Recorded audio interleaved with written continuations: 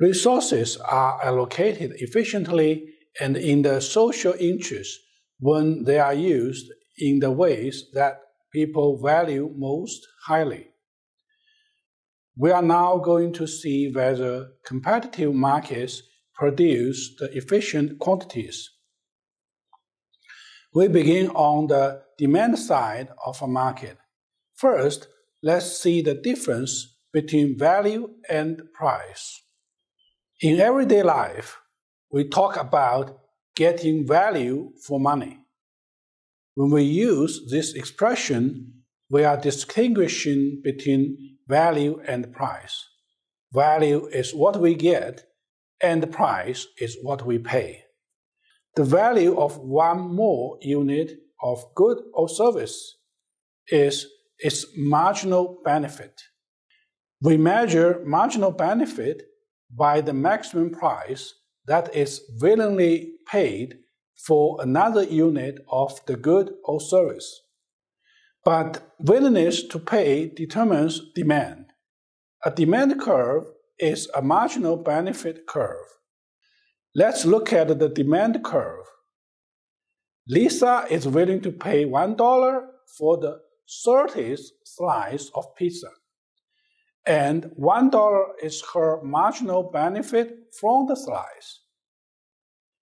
Nick is willing to pay $1 for the 10th slice of pizza, and $1 is his marginal benefit from that slice. But at what quantity is the market willing to pay $1 for the marginal slice? The answer is provided by the market demand curve. The relationship between the price of a good and the quantity demanded by one person is called individual demand. The relationship between the price of a good and the quantity demanded by all buyers in the market is called market demand. The market demand curve is the horizontal sum of the individual demand curves and is formed by adding the quantities demanded by all the individuals at each price.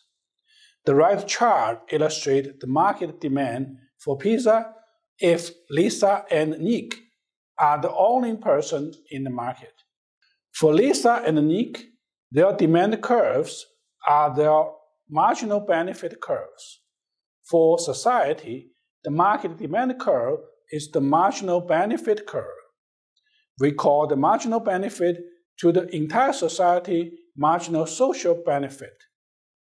So the market demand curve is also the marginal social benefit curve, MSB. In fact, we don't always have to pay as much as we're willing to pay. We get a bargain. When people buy something for less than it's worth to them, they receive a consumer surplus. Consumer surplus is the excess of the benefit received from a good over the amount paid for it.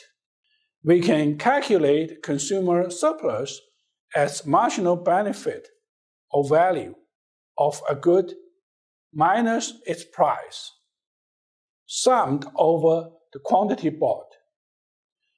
From the charts, we can see that Lisa and Nick paid the market price, which is $1 a slice. The value Lisa placed on the 10th slice is $2. The Lisa's consumer surplus from the 10th slice is the value minus the price, which is $1. At $1 a slice, Lisa bought 30 slices. So her consumer surplus is the area of the green triangle. At $1 a slice, Nick buys 10 slices. So his consumer surplus is the area of the green triangle. On the right chart, we can see at $1 a slice, the consumer surplus for the economy is the green area under the market demand curve above the market price, summed over the 40 slices bought. At $1 slice, Lisa spent $30. Nick spent $10. And together they spent $40 on pizza. The consumer surplus is the value from pizza in excess of the expenditure on it. Since all goods and services have decreasing marginal benefit, so people received more benefit from their consumption than the amount they pay. Our next task is to see how market supply reflects marginal cost. The connection between supply and the cost closely parallels the related ideas about demand and the benefit that you have just studied. Firms are in business to make a profit. To make a profit, firms must sell their output for a price that exceeds the cost of production. Let's investigate the relationship between cost and price. Cost is what the producer gives up.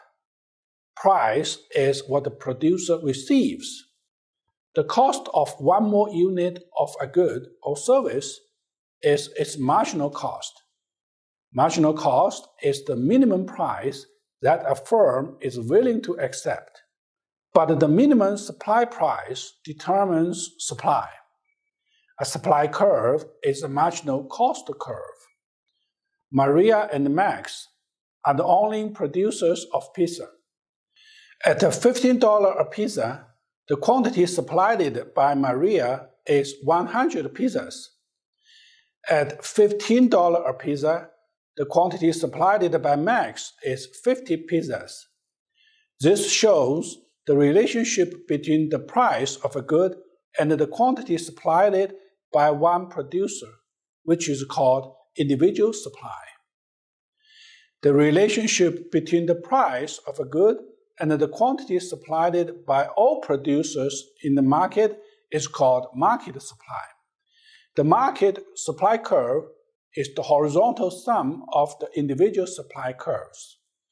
Producer surplus is the excess of the amount received from the sale of a good over the cost of producing it. We calculate it as the price received for a good minus the minimum supplied price, marginal cost, summed over the quantity sold.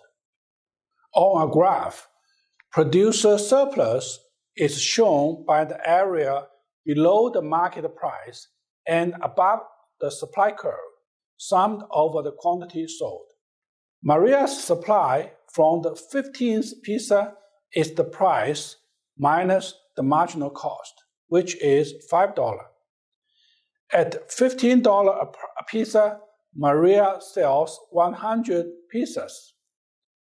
So her producer's surplus is the area of the blue triangle. At $15 a pizza, Max sells 50 pizzas. So his producer surplus is the area of the blue triangle. At $15 a pizza, the producer surplus for the economy is the area under the market price, above the market supply curve, summed over the 150 pizzas sold. The red areas show the cost of producing the pizza sold. The producer surplus is the value of the pizza sold in excess of the cost of producing it. This is the end of session 2.